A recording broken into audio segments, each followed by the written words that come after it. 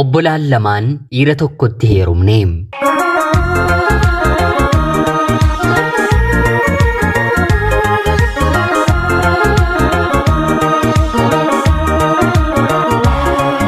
Yeroodhaaf maqaa kiyya himachuun barbaadu kanan dhaladheetti guddadhee Jiituu Magariituu Oromiyaa keessatti barnoota kiyyallee kutaa 1 hanga 10tti seeraan baradheen xumure. Haatii fi abbaan koo ana waliin ijoollee 6 durba 3 fi dhiira 3 qixxee qabu.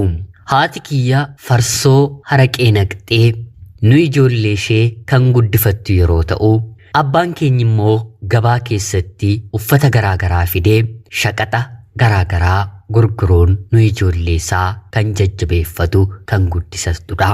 Manni keenyi guutummaatti jechuun kan danda'amu mana quufaadha. Beelofnee rakkannee nutis ta'e maatiin koo harka namaa yerootti ilaalan hin qabanii. Haa ta'uutii garuu isaanirraa hafee yeroo gargaaran namaaf yeroo kennan ijji keenyi ni argaanii. Abbaan koo haati kiyya isa farsoo haraqee gurgurtee madda galiittiin argattu hin jaallatu hin barbaadus. Haa ta'uutii garuu isheen kan kees kan koos bakka dhaquun qabu yoo walitti dabalame ni furdata ni guddata. Ijoollee keenyaaf bor wanta gaarii goona malee ani taa'een kan ati fiddu qofa yoon eege bor yoo ati waan jalaa taatee jiraachuun natti ulfaataa. Ijoolleen kiyya barnoota irraa deebi'anii hojii waan na gargaaraniif nan hojjedha jettee diddee hojii kana hojjetti. Cubbuudha. Nutis maatii keenyaaf dadhabni otoo hin jedhiin sirriitti gargaaraam. Qoraan tulluudhaa finnee haadha keenya gargaaruuf ganna bona dhiira dhalaa jechuun mana keenya hin jiru. Guyyaan qidaamee yookaan immoo sanbadduraa torbee keessatti guutee jennaan namni 3 yookiin immoo 2 dirqama tulluu magaala keenyatti dhiyoo deemee namoota naannoo keenyaa waliin qoraan funaannee haala kanaan guddanne. Kana qofaa miti. Nuyi warri dubartootaa eega jabaannee haadha keenya farsoo naquu, farsoo gurguruu, haraqee jala taa'anii abidda bobeessuu fi hojii mana keessaatiin haadha keenya yeroo gargaarru warreen dhiiraa immoo loon qabnu baasanii galchanii ganna immoo hiriyoota isaanii waliin eeganii jireenya gaarii magaala ta'e haa ta'uutii garuu baadiyyaan wal makatu nutti tolee gammannee harka haadhaaf abbaa keenyaa irratti guddanne. Galgala immoo tasgabbiidhaan haatiif abbaa keenya erga ciisanii booda hundi keenyiyyuu ni qayyabanna ni dubbisnas. Warri dubartootaa hagas mara barnootatti jaboo ta'uu baannus obboloonni keenya dhiiraa garuu barnootatti cimoodha. Har'allee baratanii xumuranii bakka gaarii sadarkaa gaariirra jiru. Obboleettiin kiyya anaan hangaftu dura ishee dhiirri tokko qofaa kan jiru, ani immoo isheetti aaniin sadaffaa irratti kan hin dhaladhu. Barnoota ishee kutaa 10 akkuma xumurteen kaadhimaan baafatte tokko yookiin immoo jaalalleen ishee barnoota kutaa 10 akkuma xumurteen nan si fuudhaa gaa'ela dhaabbannee waliin jiraanna kan jette ishee irratti dubartii gara biraa jaalallee baafata. Kanaan obboleettiin kiyya baay'ee aarti. Ani otoon jiruu dubartii gara biraa waliin hin jiraattu jettees safuu aadaa naannoo keenya jiru diigdee mana jaalallee ishee kanaatti galti. Hundumti keenyiyyuu baay'ee isheetti aarree. Bifa jechuuf bifa addaa qabdi. Amala jechuuf amala ajaa'ibaa akka haadhaa qabdi. Rifeensi ishee waa hundi ishee jajuuf otoo hin taane obboleettiin koo baay'ee bareedduudha.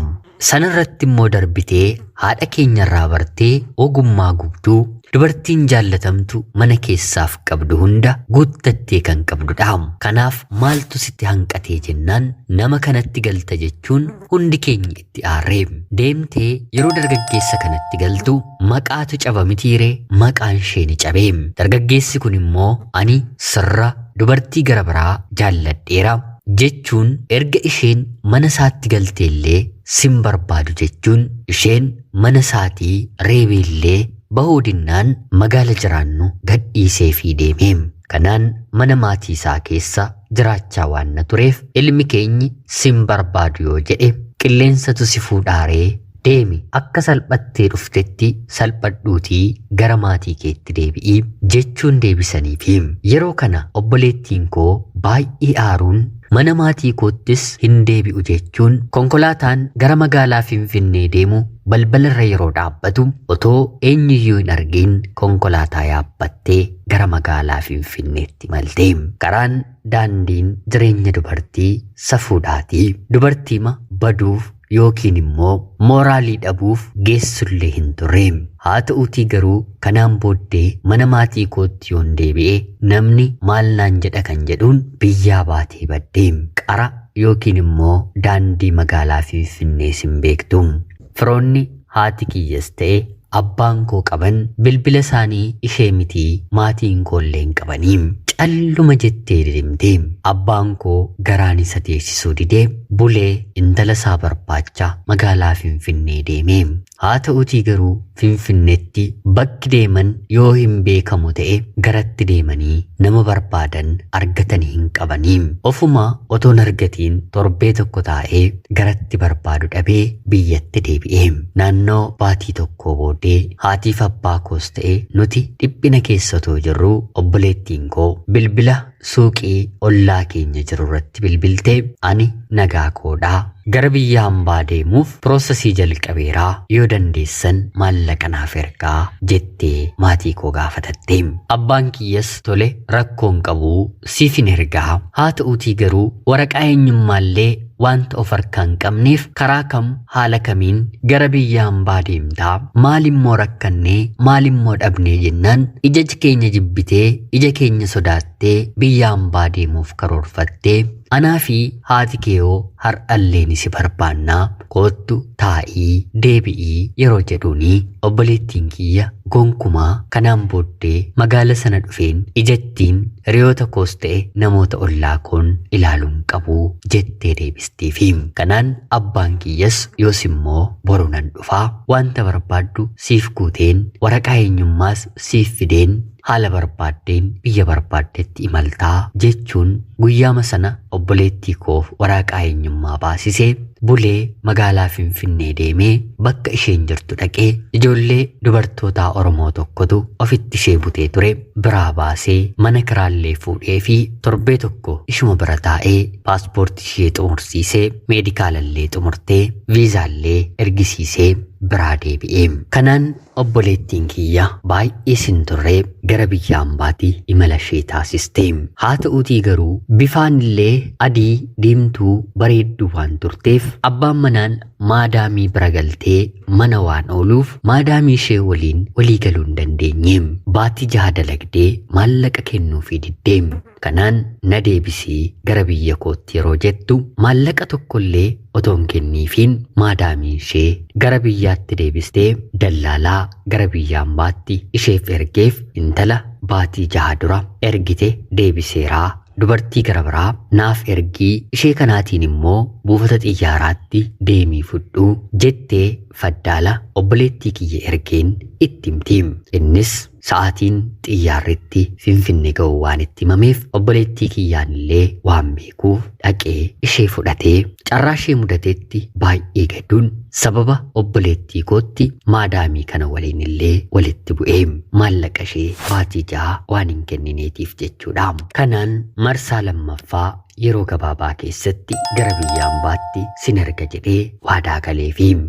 Haa ta'uutii garuu sanuma gidduutti maallaqa gaarii kan kanfaluu fi biyya hambaatii namni dhufe as magaalaa Finfinnee keessa mana gast haawusii yookiin immoo mana keessummaa qofa baatii muraasaaf kireeffatee kan jiraatu biyya Ameerikaa waggaa 20 jiraatee kan dhufe maamilli tokko ni jiraayii maallaqa biyya hambaatti siif kanfalamu ni siif kanfalaa. Ati gosa dubartii inni barbaadu keessaa tokkodha. Gaheen kee nyaata qofa isaaf hojjechuudha jedhee gaafataanii. Yeroo kanatti obboleettiin koo eeyyeen as ta'uun kiyya xiqqoo boqonnaa iyyuu naaf kennaa baatii muraasaaf na galchii jettee deebisteefi.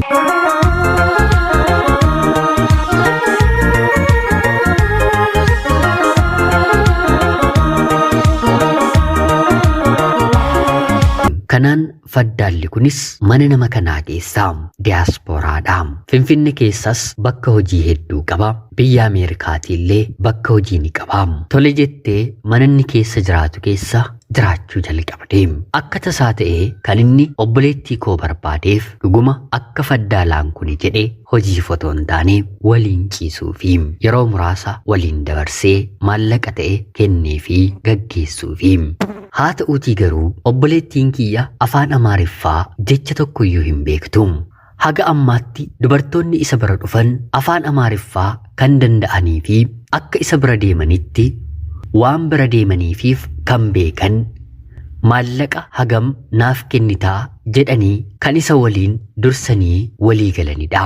Guyyaa tokko guyyaa lama ilaaleenii homaatti dubbachuu diddeem. Manni keessa jiraatan kutaa ciisichaa bakka 3 qaba. Obboleettii koon alatti illee dubartoonni gara biraa 2 mana keessa ni jiru. Guyyaa 2 guyyaa 3 erga bultee booda maaliif mana kana akka dhufte hin beektu jedhee gaafataani. Obboleettiin kiyya inee Amaarinyaa alchilim jettee jecha dubbachuu dandeessu itti deebistee. Kanaan dubartoonni isa waliin jiran yookiin Oromoo gaallaadha yookiin immoo warra Dabuu warra Faaraadha jedhanii nama kanatti deebisanii eenyummaa nama kanaan barreem waliinuma ciisu malee maqaasaa isa sirriillee hin beekanii. Battaluma kanatti namni kun akkam maqaa Oromoo gaallaa jetee arrabsita jechuun dubartii kana dubbatte lafatti ishee dabalee. Dubartii ishee waliin jirtuunis dafaa amma lamaan keessan mana kanaatii bahaa jechuun gatii hojii isaanii kan guyya 3 otoon kanfaliifiin rukutee arrabsee manaa ishee baasee. Kanaan obboleettii kootti deebi'uun maqaan keenyu jedhee afaan Amaariffaatiin ammas ishee gaafata. Maqaa ishee yerootti himtu mucaa Oromoo ta'uu waan bareef eessaa dhuftee jechuun afaan Oromootiin gaafata. Kanaan isheenis eessaa akka dhuftee fi waan ishee mudate akkatti mana kana galte jalqaba mudannoo biyyatti ishee mudate irraatii kaasee isatti himte. Kanaan innis hanga har'aatti dubartiin hedduu yeroon biyya hambaatii deddeebi'u argeera natti dhufaniiru. Dubartii Oromoo hojii akkanaa hojjettu sanuu akkas kan bareeddu garuu argees dhagayees hin beeku. Tarii walii galuu dandeenya yoo ta'e haala ittiin dhuftee otoo hin taane amala kiyya baruuf amala kee akkan baruuf carraa naaf kennii jedhee gaafataani. Guyyoota muraasa gidduutti nama ijaan argan bifa kanaan ilaaluun yaaduun ni ulfaata mitire. Walii galuuf baatii 4 isaanitti fudhate. Baatii 4 booddee garuu mana asuma magaalaa Finfinnee keessaa bitee waliin jiraachuu jalqabanii. Turtii baatii 4 booddees biyya Ameerikaatii hojii waan qabuuf hojii isaa ilaallachaa deebi'aa bifa kanaan waliin jiraachuu eegalanii. Mana haaraa bitanii keessa baatii 2 erga waliin jiraatanii booda dhalan qabu naaf ulfaa'ii jedhee gaafataani. Yeroo kana isheenis haadha manaa kee miti biyya hambaatti jireenya qabaachuu dhiisuu keessa hin beekuu akkamittiin siif dahaa jettee yeroo gaafattuuni qabeenya kiyya guutuu biyya kana keessa jiruuf bakka bu'insa guutuu gurguruu fi maqaa jijjiiruun alatti siif hin kennaa. Tarii yoo anaan shakkite bu'aa qabeenya kiyyaa fudhachuu ni dandeessaa jedhee waadaa galeefi. Kana dura biyya hambaatti dubartii adii yookiin immoo faranjii fuudhee ture. Haa ta'uutii garuu waliin dhala hin godhanne. Haati manaansaa garuu isa dura dhala godhattee turte. Kanaan wal dadhabanii jennaan ishee hiikee dhaabbata inni qacaramee biyya Ameerikaa keessatti hojjechaa ture yakka malaammaltummaadhaan himatamee dhimmi seeraa biyya Ameerikaa isa qabee jiru tarii hidhaa waggaa 1-2 irratti murteessisuu danda'u akka jiru itti mee amansiisee obboleettiin kiyyas tole jettee fi walii galanii daa'imas garaatti godhattee fi kanaan Riyaasaa tokko asuma biyya keessa jiraatu hojii isaa biyya keessaas itti gaafatamummaadhaan hoogganuu fi wal barsiisuun jireenyi itti fufee. Obboleettii kiyya bira baatii 4 jiraattee ulfooftee fi deebisee biyya Ameerikaa deemee haa ta'uutii garuu akkuma dubbate yakki sun irratti murtaa'ee waggaa 3 adabamaa. Yeroo waggaa 3 adabame kanatti anis kutaa 10ffaa xumuree waan hin tureef qabxiin illee waan ana jalaa hafeef obboleettii kiyyaan sibiran dhufa jedheen gaafadheeniin haala keessa jirtu waan hundumaas nutti himtee haadhaaf abbaa koofis mana jaartee konkolaataallee bitee waan jirtuuf anis jireenya gaarii qooddachuun qaba jedheen obboleettii koo biran dhaqee mana guddaa G+1 baay'ee bareedaa ta'e kan keessa jiraatu eenyu qofa yoo ta'e gaariidhaam. Ana obboleettii koo mucaashee fi hojjettuu qofatu mooraa keessatti argamaam. Darbee qabeenya abbaa manaa ishee kan hogganu hiriyaasaatu konkolaataa qabatee dhufee oolee deebi'aam. Kanaan abbaan manaa ishee hidhamee yeroo isaa xumuree gara biyyaatti deebi'ee yeroo jalqabaas dhalasaa ija isaatiin argee baay'ee gammadeem. Obboleettii kiyyaaf yeroo kanatti konkolaataa manaa baay'ee qaalii ta'e qarshii guddaadhaan bitee kenneefiim. Ilaa kunoo qabeenya kiyya umurii guutuu dhama'aan ture kan dhaalu dhala koo jedhee ofii dubbatateem. Kanaan otoo jiruu jireenyi isaa takkaa as dhufuu takkaa achi deemu waan ta'eef har'a bor walitti qabadheen biyya koo keessa nan jiraadha otoo jedhuu ammas dhaabbanni inni keessa hojjetu yakki malaammaltummaatti deebi'ee si'a kanammoo isaa fi namoota 4 gochaa kana keessa jiran waggaa 7 seerri isaan irratti murteessaam. Haalli hojii isaanii anaafillee sirriiti ifa waan hin taaneef wanta gadi fageenyaan hin beekne barreessuun barbaanneem.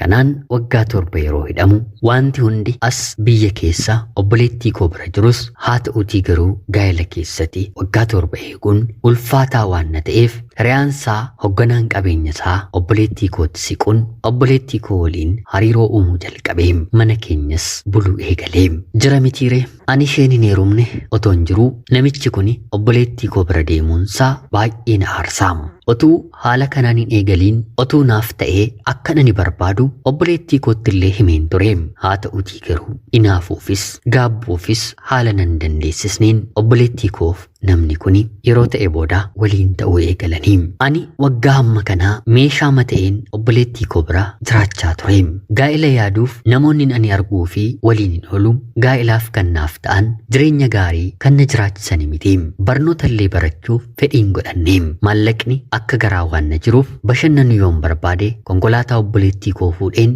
bakkan barbaade deemeen deebi'uu waan hin danda'uuf heerumuu barachuu waan tokko yaaluu homaa sammuu kootti waggaa 7 oliif hin dhufneem. Abbaan manaa ishee waggaa 7 booddee hidhaasaa xumuree ammas ni dhufeem. Yeroo dhufu obboleettiin kiyya hiriyaasaa waliin jirti mitiiree oolmaa mana keenya hiriyaansaa oolu gara kootti dabarsuun abbaa manaa isheetti obboleettiin koo hiriyaan keellee obboleettii koo jaallate jechuun yeroo inni mana dhufu hiriyaa abbaa manaa ishee obboleettiin koo gara kiyyatti erguu jalqabdeem. Kana qofa otoo hin taane akkan waliin bahu akkan diida oolu na taasisuu eegalteem. Kanaan obboleettii kiyyaan maalaa godhuu nama kee kana waliin sadarkaan taane irra gaheeraa jedhee yeroon gaafadhuuni hanga yoonaatti innis waan hin fuuneef anaan immoo fuudhuu waan hin dandeenyeef yoo barbaadde waliin ta'uu itti heerumuu dandeessaa. Icciitii keenya garuu adaraa yoo abbaan manaan kiyya waan xiqqoollee nurratti shakke anaanis siinis mana kanaa baasaa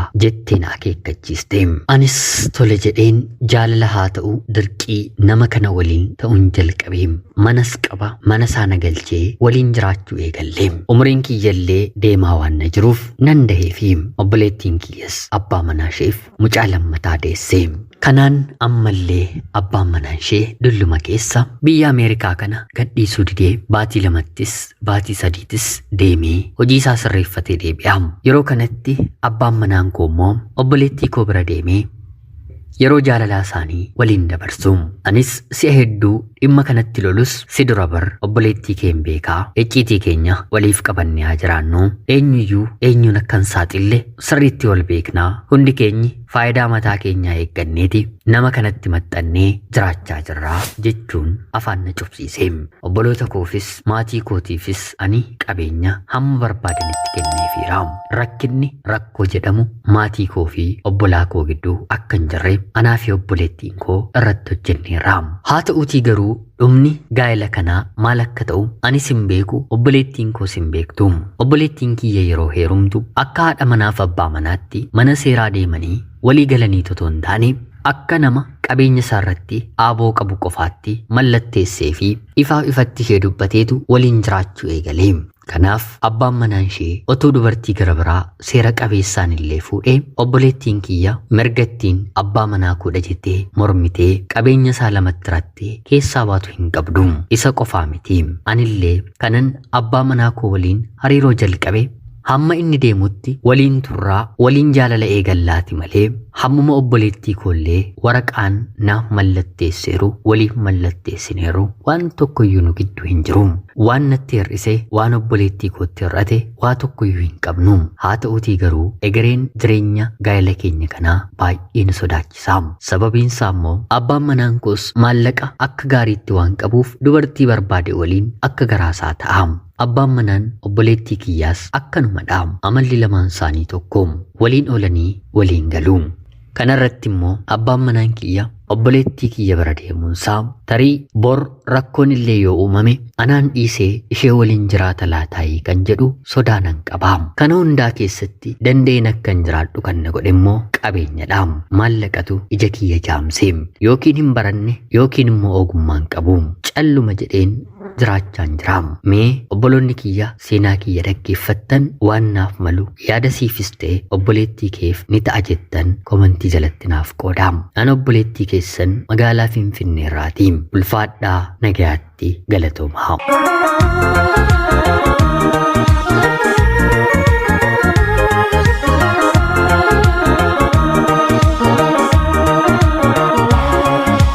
Yooyyaa shamaa akkam jirtu kabajamtootaaf hordoftoota qophii keenyaa.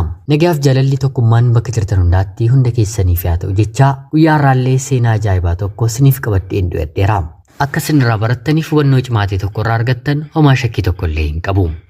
Obboleettii keenya seenaa kee kana nuuf qooduu keetiif guddaa galatoomi jecha kabajamtootaaf hordoftoonni qophii keenyaa seenaa kana dhaggeeffattan yaada keessan komentii jalatti qoodaaf jecha qophiin sa'aatii kanaaf isiniif qabadheen dhiyaadhee kanuma fakkaatti. Hanga yoonaatti yeroo keessan naaf kennitanii dhaggeeffachaa turuu keessaniitiif illee guddaa galatoomaa jecha laayik, sheerii fi sabskiraayib gochuun dagatinaa. Qopheessuuf qindeessuun isin waliin kanan ture ani gammachiista shoomiidha. Seenaa barsiisoo gara biraatiin hanga walitti deebinutti bakka jirtan maraan turtii gaarii.